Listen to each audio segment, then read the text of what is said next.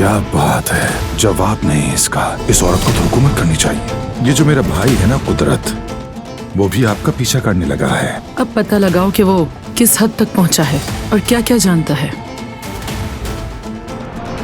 कहाँ जा रही हूँ। भूल जाओ कि अब तुम कहीं जा सकती हो। तुम ऐसा नहीं कर सकते, मैं जा रही हूँ।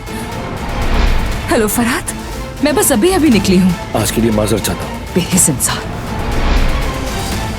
तुम्हारे अंदर तो किसी भी किस्म की कोई अच्छाई बची ही नहीं है। हिम्मत है सुनने की तो सुन लो। मेरे इस दिल में नफरत के सिवा कुछ भी नहीं है। नफरत है मुझे तुमसे भी और तुम्हारी आवाज से भी। जिलान,